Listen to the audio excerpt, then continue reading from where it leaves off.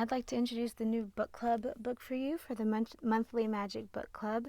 And I know it's been a while since I brought out a new one, but that's because we've been doing the mastery system and it's 20-something odd weeks of study. So it's kind of a long time, so I've been giving some time and space for that. I'm still on that. I think at this point I'm only on week 10 because I get stopped and started. So even though we've been doing it for probably longer than 10 weeks, I'm only there. So anyway, this is the new one that we're going to do for the month of February.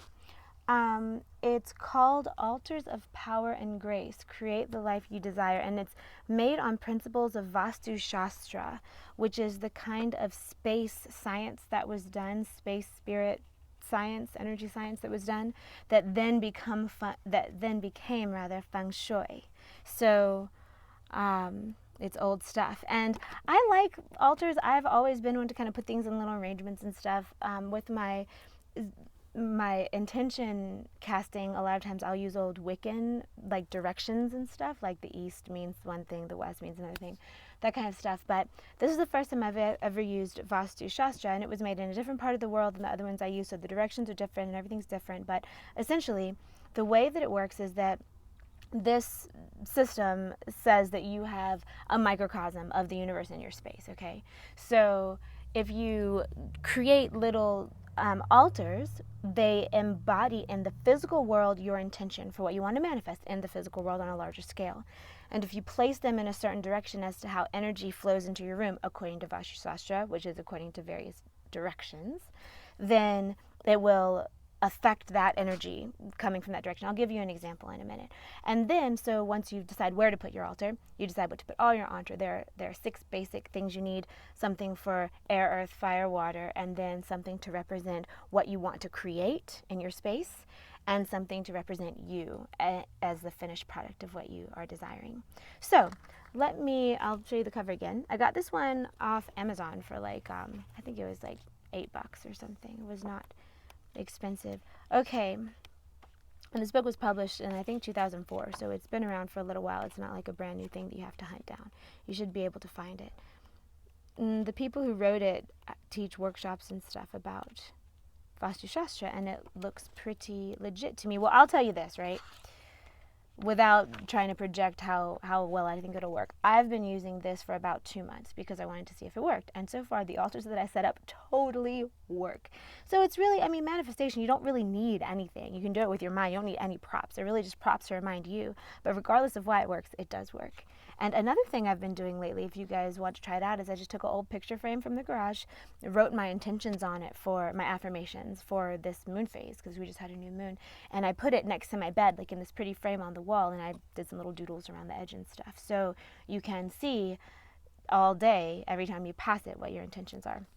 Anyway, so this is a schematic of a room, like a bedroom or something. Say like your door is over here and your bed is over here or whatever. So say you want to make an altar to enhance your relationships or marriage reality. So if you want to pull in a relationship, or if you want to smooth out the energy going through your current relationship or marriage, you would do it in the northwest section of the room. See? If you wanted to do one that was career oriented, you do it in the south section of the room.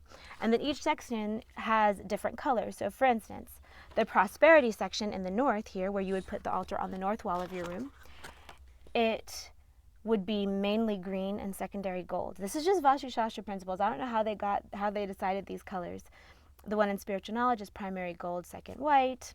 An altar dedicated to support from helpful people goes in the southwest, primary color orange, secondary color red. I don't know where I got gold from there. So it's just kind of stuff to memorize. I kind of made flashcards about it, and I want to learn it because my idea is to get myself made a long necklace that maybe has crystal on it and a compass, and just be able to set up an altar wherever I am. So if I'm in a hotel room for the night, I can just grab some stuff I have with me and make them into a little altar to smooth out the space.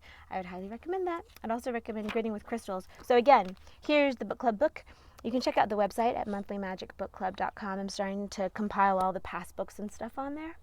And also there's a Facebook group, but I'm kind of doing less in the Facebook group and more on the website, just because I like to put it there. It's easier to find stuff, in my opinion.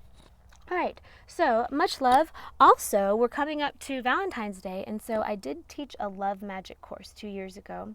I believe it was in 2014. around Valentine's Day.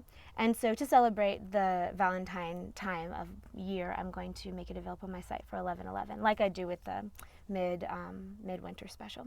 So anyway, you can go check that out. It's called Love Magic. It is a moon cycle. So you do it over the course of a moon cycle, and it works. I did it. It worked. I mean, at the time where I made that, I didn't want to attract a romantic partner into my life. I just wanted a bunch of romantic feelings in my life. So I distilled what made me feel that way. I wanted fresh flowers around, I wanted long baths around, and chocolate and candles and stuff. But I didn't want to be in partnership with anyone.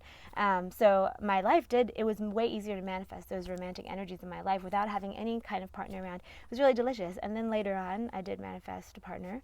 And it's a really delicious relationship now. So feel free to go and check out that course. Anyway, much love. Go in peace and enjoy the book for this month.